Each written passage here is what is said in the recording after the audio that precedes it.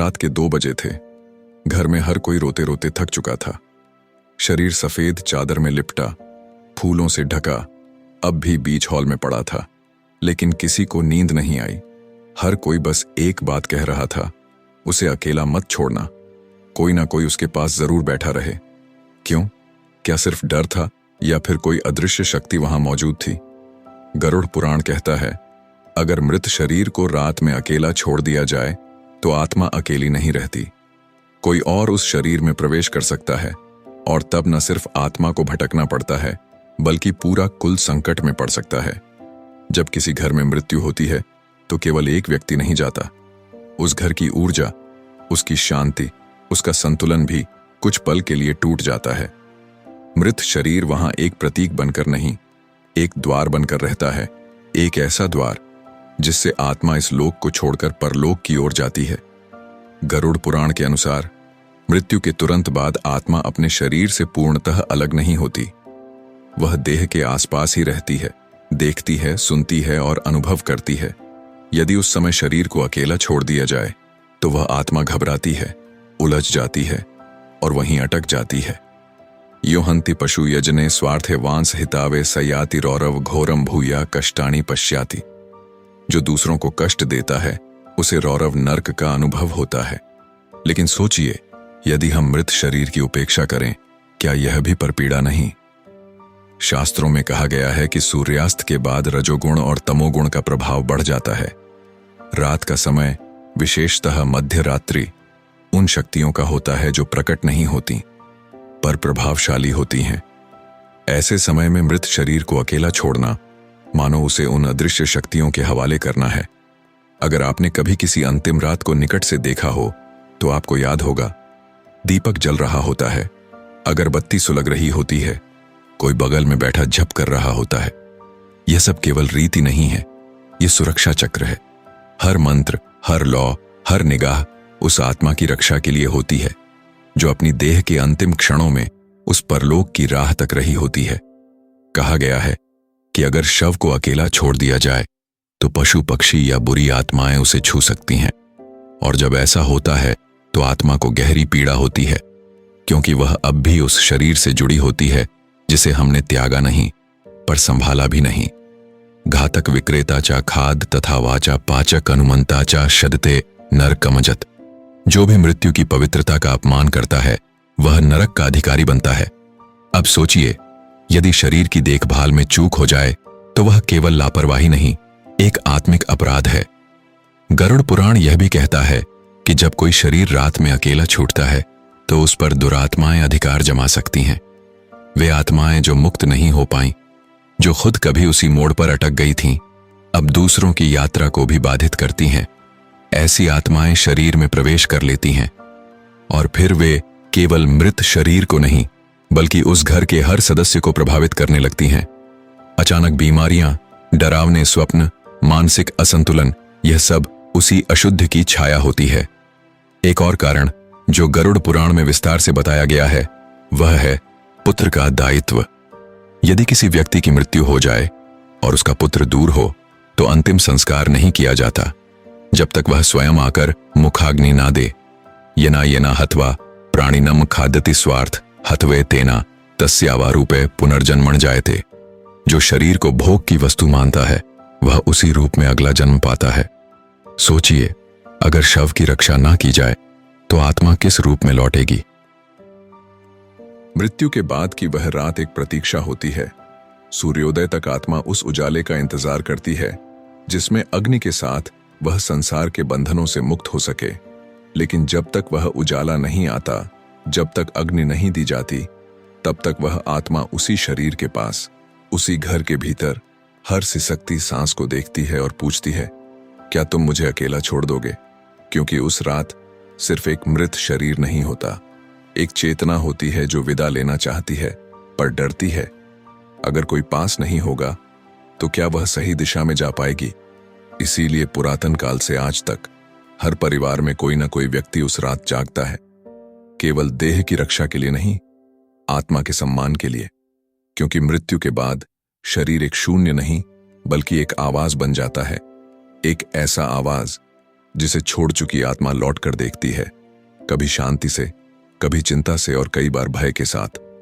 गरुड़ पुराण इस भय का विस्तार से वर्णन करता है। भगवान विष्णु स्वयं कहते हैं, जो आत्मा अपने शरीर को अधूरा छोड़कर जाती है या जिसे उचित संस्कार नहीं मिलते, वह इस मृत्यु लोक में ही भटकती रहती है। न वह जीवित कहलाती है, न पूर्ण मृत। रात का वह समय जब पूरा संसार सोया होता है, तब आत्मा जागती है, हर कोना देखती है, हर श्वास सुनती है, और अगर उसे लगे कि उसका शरीर अकेला पड़ा है तो उसका डर और बढ़ जाता है। कई बार वह आत्मा स्वयं अपने प्रियजनों के पास जाती है।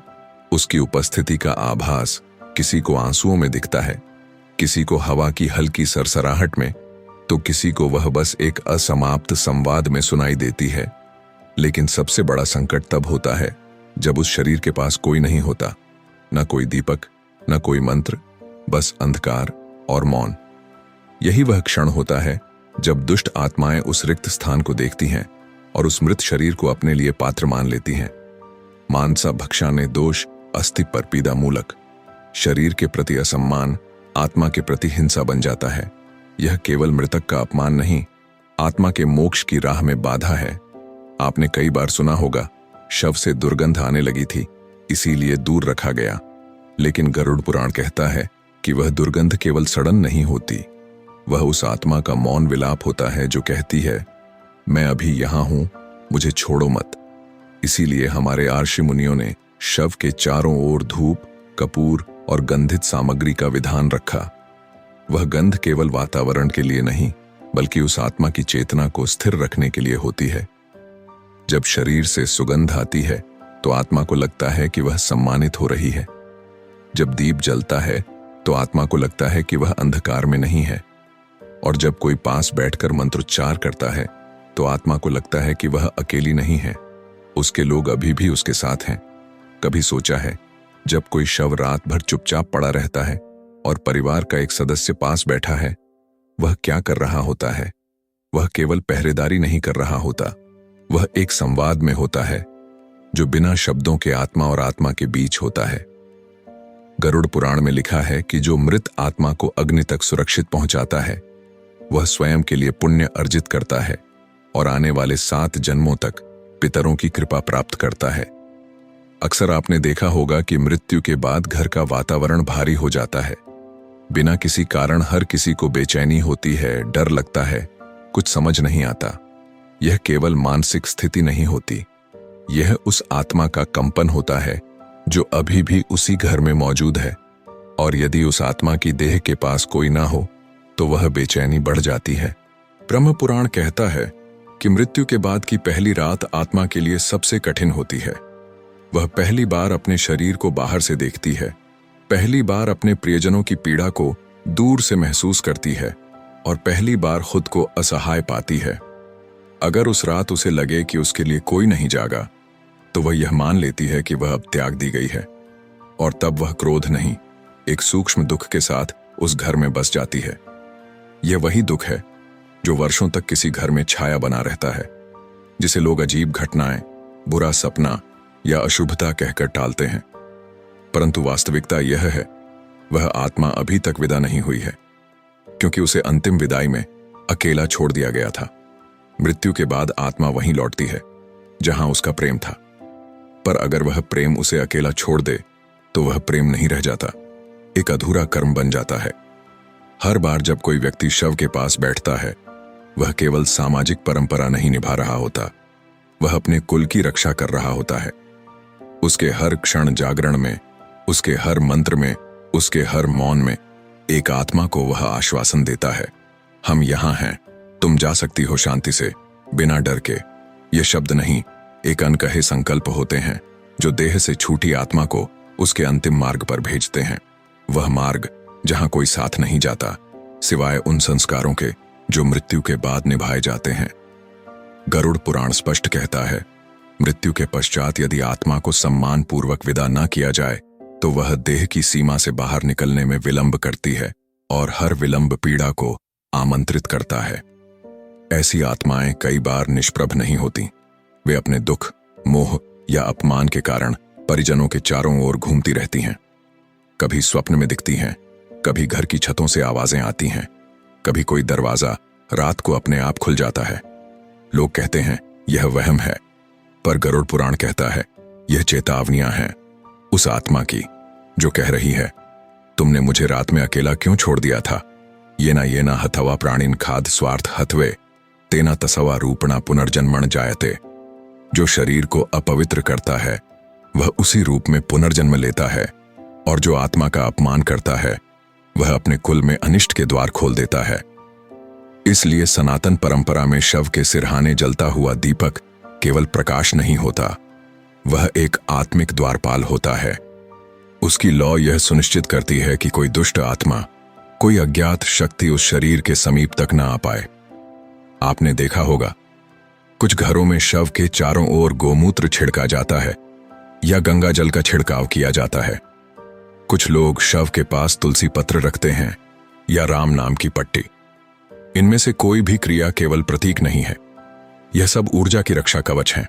हर मंत्रोच्चार, हर गंध, हर स्नान, हर राख, हर मौन, इनका उद्देश्य सिर्फ विधि विधान पूरा करना नहीं है, बल्कि उस आत्मा को वास्तविक मुक्ति के लिए योग्य बनाना है। गरुड़ पुराण में उल्लेख है कि यदि आत्मा मृत्यु के बाद सही समय पर सही वातावरण में सही विधियों से देह का परित्याग ना कर पाए तो वह पिशाच योनि में भी जा सकती है। यह वही योनि है जहां आत्मा न इंसान रहती है, न पूर्णतः अदृश्य। वह त्रिशंकु की भांति अटक जाती है, ना उसे भोजन मिलता है, ना शांति, ना मोक्ष। और आश्चर्य की बात यह है कि उस एक गलती का असर सिर्फ मृत आत्मा पर नहीं, बल्कि उसके कुल के 7 पीढ़ियों तक पड़ता है। अगर किसी आत्मा को अकेला छोड़ा जाए तो वह अकेली नहीं भटकेगी, वह अपने साथ अपने पूरे वंश को भी उलझा सकती है।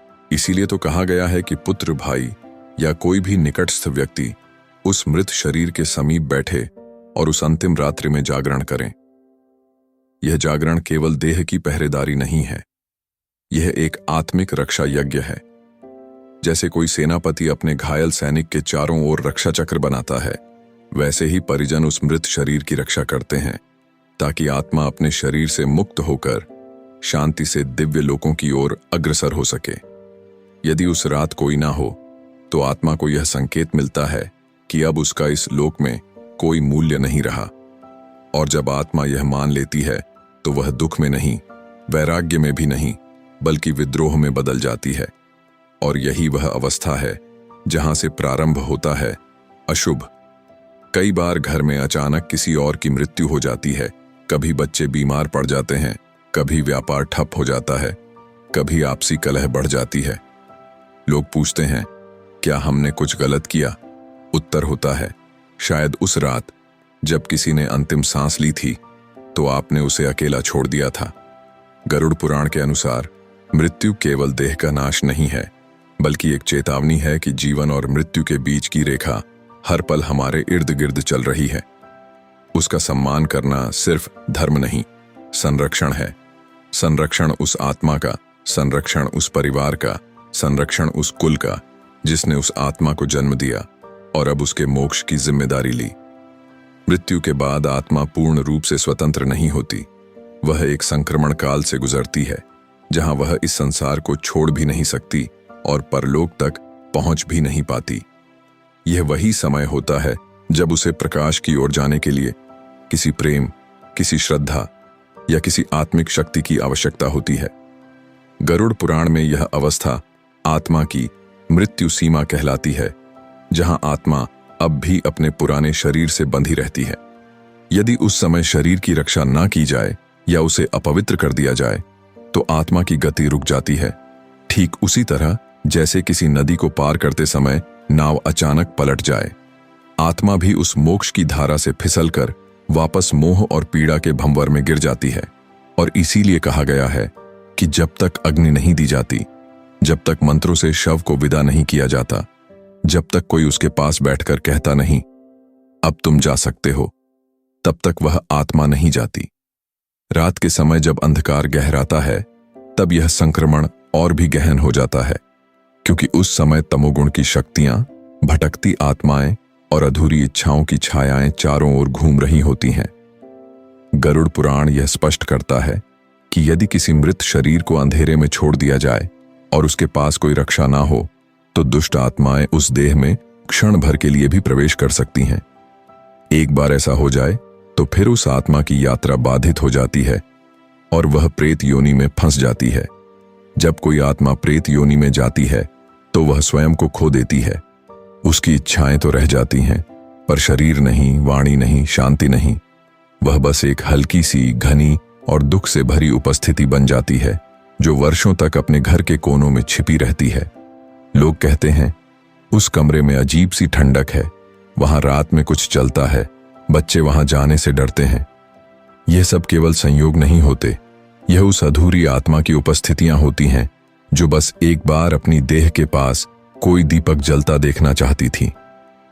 अब सोचिए, यदि हम केवल इस एक रात में थोड़ा जाग जाएं, थोड़ा ध्यान दें, थोड़ा प्रेम करें, तो एक आत्मा प्रेत से पितृ बन सकती है और वही आत्मा फिर हमें आशीर्वाद दे सकती है, सपनों में दर्शन दे सकती है, कुल की रक्षा कर सकती है। शास्त्रों में बार बार कहा गया है, मृत्यु से बड़ा तप कोई नहीं और मृत्यु के बाद का सेवा सबसे बड़ा धर्म। जो उस रात एक आत्मा के साथ जागता है वह केवल रात्रि नहीं बिताता, वह पवित्रता का निर्माण करता है। और यही कारण है कि प्राचीन काल से लेकर आज तक संत, ऋषि और ज्ञानी जन मृत शरीर के समीप बैठकर राम नाम, भगवत गीता, गरुड़ पुराण या महामृत्युंजय मंत्र का जाप करते आए हैं, क्योंकि शब्दों की वह ऊर्जा आत्मा को थामती है, उसके डर को हरती है और उसके मार्ग को प्रकाशित करती है। न हम देहो न मेहा बुद्धि आत्मा न छात्मना, कर्म न जायते जंतु कर्मणा एवा विलयते। मैं शरीर नहीं हूं, न बुद्धि हूं, मैं आत्मा भी नहीं। मैं वह कर्म हूं जिसके अनुसार जन्म लेता हूं और उसी में विलीन होता हूं। शरीर को अकेला न छोड़ना, इसका वास्तविक अर्थ है उस आत्मा के कर्म को, उसके प्रयाण को और उसकी पहचान को सम्मानपूर्वक विदा देना। रात की वह पहरेदारी किसी वॉचमैन की ड्यूटी नहीं, वह एक ध्यान है, एक संकल्प है और एक अंतिम वचन है जो आत्मा से कहता है, जाओ, तुम्हारा जीवन समाप्त नहीं हुआ है, यह तो केवल यात्रा का नया अध्याय है। पर यदि उस वचन को कोई ना बोले तो आत्मा को लगता है कि उसका जीवन अधूरा रह गया, और वही अधूरापन कभी कभी पीढ़ियों तक पूरा नहीं हो पाता। सनातन धर्म के ग्रंथों में वर्णित है, जब कोई आत्मा देह को छोड़ती है तो उसका सबसे बड़ा आश्रय उसके कर्म नहीं, बल्कि उसके पीछे रह गए लोगों का श्रद्धा भाव होता है। वही श्रद्धा जो उस रात एक दीपक में जलती है, वही श्रद्धा जो एक चुप बैठे हुए पुत्र की आंखों में झलकती है, और वही श्रद्धा जो शव को अकेला न छोड़ने के नियम में छुपी हुई है। गरुड़ पुराण में वर्णित एक प्रसंग है, एक व्यक्ति की मृत्यु हो जाती है, लेकिन उसके परिवार ने शव को अकेला छोड़ दिया, बिना दीपक, बिना मंत्र, बिना किसी जागरण के। कुछ ही दिनों में उस घर में रोग, क्लेश, आर्थिक संकट और स्वप्नों में डरावनी छवियां प्रकट होने लगीं। ज्योतिषियों से परामर्श लेने पर पता चला वह आत्मा देह के अंतिम क्षणों में अकेली थी, उसका अपमान हुआ था और उसी क्रोध और पीड़ा के साथ वह उसी घर के आंगन में बसी हुई थी। अब सोचिए, क्या कोई व्यक्ति जिसने जीवन भर अपनों के लिए समर्पित जीवन जिया, वह मरने के बाद अपनों से केवल एक रात्रि की उपस्थिति भी नहीं पा सके? तस्मात् सदा समृति शुद्धा पुण्यम स्मरणम ही तात न शोकम न भयम न दुखम केवलम विष्णु चिंतनम। मृत्यु के बाद शुद्ध स्मृति ही पुण्य है। शोक, भय और दुख को त्याग कर केवल ईश्वर का चिंतन ही आत्मा की मुक्ति का साधन है। यही कारण है कि वेदों, उपनिषदों और गरुड़ पुराण में यह विशेष रूप से कहा गया है, मृत व्यक्ति के शव को अकेला ना छोड़ा जाए, विशेषकर रात के समय, क्योंकि यह वह समय होता है जब आत्मा नश्वरता की पीड़ा और मोक्ष की संभावनाओं के बीच जूझ रही होती है। एक तरफ वह मोह से बंधी होती है, वह चेहरों से, रिश्तों से, यादों से, और दूसरी ओर यमदूत, काल और नियति का बल उसे खींच रहे होते हैं। इस टकराव में अगर कोई उसके पास दीप लेकर बैठा हो, अगर कोई उसकी देह पर गंगा जल छिड़क रहा हो, अगर कोई उसके कानों में राम नाम का जप कर रहा हो, तो यह सब उसे साहस देता है कि वह प्रकाश की ओर बढ़े। कई बार आत्मा अपने परिवार को देखती है कि कोई नहीं आया, देखती है कि शरीर अकेला पड़ा है, और उस अकेलेपन में वह शंका कर बैठती है, क्या मैं इतना तुच्छ था कि मेरे लिए एक रात भी कोई जाग ना सका? वह आत्मा क्रोधित नहीं होती, बल्कि टूट जाती है। और जब आत्मा टूटती है तो वह किसी लोक की ओर नहीं बढ़ती, बल्कि उसी टूटे हुए भाव में इसी संसार में एक अदृश्य छाया बन जाती है। यह छाया ना किसी को पुकारती है, ना किसी से दूर जाती है, बस चुपचाप सब कुछ देखती है। मरना नाथ तरम धर्मो गचाती, जीवन ना सहाना बांधवा न वित्तम छा केवलम सत्व मताता। मृत्यु के पश्चात केवल धर्म और सत्व आत्मा के साथ जाते हैं। ना कोई संबंध, न धन, केवल कर्म और वह श्रद्धा जो मृत्यु काल में उसे मिली। तो जो लोग कहते हैं मरे हुए को क्या फर्क पड़ता है, उन्हें गरुड़ पुराण पढ़ना चाहिए। शरीर से आत्मा जब अलग होती है तो उसकी संवेदनशीलता चरम पर होती है। वह सब कुछ सुन सकती है, हर बोल, हर प्रार्थना, यहां तक कि हर चुप्पी भी। और तब अगर उसे गर्व, सम्मान और शांति के साथ विदा किया जाए तो वह आत्मा पितृ बनकर लौटती है, एक रक्षक बनकर, एक आशीर्वाद बनकर। लेकिन यदि उस विदाई में उपेक्षा, अकेलापन या अधूरा संस्कार हो तो वही आत्मा प्रेत बन जाती है। प्रेत जिसे शांति नहीं मिलती, जिसे अग्नि नहीं मिलती, जिसे उसकी देह की अंतिम यात्रा का पूरा सम्मान नहीं मिला। और यह सब हमारे एक जागरण से रोका जा सकता है, केवल एक दीप से, एक मंत्र से, या केवल उस शव के पास बैठने भर से। प्रेत बनने से किसी आत्मा को बचाया जा सकता है। कभी कभी हम सोचते हैं कि मृत्यु के बाद सब कुछ समाप्त हो जाता है, पर गरुड़ पुराण हमें सिखाता है मृत्यु एक संवेदनशील द्वार है, जिसके दोनों ओर, एक ओर आत्मा का अतीत होता है और दूसरी ओर उसका भविष्य। और इस द्वार को पार करना इतना सरल नहीं होता। रात्रि की वह घड़ी जब आत्मा अधर में लटकी होती है, जब वह अपने शरीर को देख रही होती है, जब वह अपने अपनों की प्रतिक्रियाओं को महसूस कर रही होती है, वही समय होता है जब वह तय करती है क्या वह शांतिपूर्वक विदा लेगी या बेचैनी के साथ अटक जाएगी।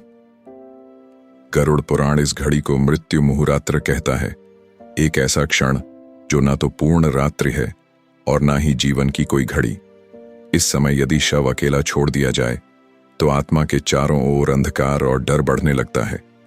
दूर से देखने पर शायद यह सिर्फ एक शून्य पड़ा हुआ शरीर लगता है, लेकिन आत्मा के लिए वह अब भी उसका अंतिम आश्रय होता है। यदि वह आश्रय अपवित्र हो जाए या उपेक्षित हो जाए तो आत्मा स्वयं को भी अपवित्र और तिरस्कृत अनुभव करती है। शास्त्र कहते हैं प्रेम से किया गया अंतिम स्पर्श, मंत्रों से गूंजी हुई विदाई और आंखों में छलकी श्रद्धा, यही आत्मा के लिए अंतिम पुष्पांजलि होते हैं।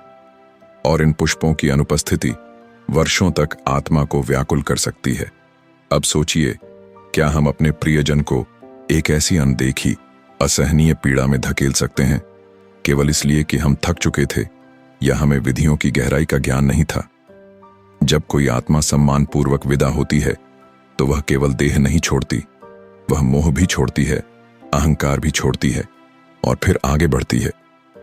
लेकिन यदि उस आत्मा को यह लगे कि उसके शव को अकेला छोड़ दिया गया, उसे अंधेरे में गिरा दिया गया या केवल औपचारिकता के लिए कुछ देर दीप जलाया गया, तो वह टूट जाती है। और ऐसी टूटी हुई आत्मा न पितृ बनती है, न मोक्ष पाती है, वह बस भटकती है। इसलिए जब किसी की मृत्यु हो तो हमें सिर्फ रोना नहीं होता, हमें उस आत्मा के लिए ध्यान बनना होता है, दीप बनना होता है, मार्गदर्शक बनना होता है। शव के पास बैठा वह व्यक्ति कभी कभी एक सच्चे संत की भूमिका निभा रहा होता है। वह जो ना तो दिखता है, ना बोलता है, पर उसकी मौन उपस्थिति एक आत्मा की सबसे बड़ी ढाल बन जाती है। कर्म ना जायते जंतु कर्मणान्वा विलयते, प्राणी कर्म से जन्मता है और उसी में विलीन हो जाता है। पर मृत्यु के बाद उसका कर्म कैसे पूर्ण होगा, यह उस अंतिम रात पर निर्भर करता है। वही रात जिसे हम अक्सर बस एक रात मान लेते हैं, पर जो वास्तव में एक आत्मा की सबसे निर्णायक परीक्षा होती है। और इसीलिए हमारे आर्षि, मुनि और पूर्वज इस एक नियम को पीढ़ियों से निभाते आए हैं कि रात में मृत शरीर को अकेला नहीं छोड़ना चाहिए। क्योंकि जिस घर में एक आत्मा विदा हो रही है, वह घर उस समय कोई साधारण घर नहीं होता। वह एक तीर्थ बन जाता है। वह एक ऐसा स्थान बन जाता है जहां मृत्यु, भक्ति और मोक्ष तीनों एक साथ उपस्थित होते हैं। उस स्थान पर हर दीपक एक तीर्थ दीप होता है, हर मौन एक प्रार्थना होती है, हर जागरण एक यज्ञ होता है। और जो लोग इस तीर्थ की मर्यादा निभाते हैं जो शव के पास बैठते हैं, जो आत्मा को अंधेरे में अकेला नहीं छोड़ते, वह केवल धर्म नहीं निभा रहे होते, वह स्वयं ईश्वर की इच्छा पूरी कर रहे होते हैं।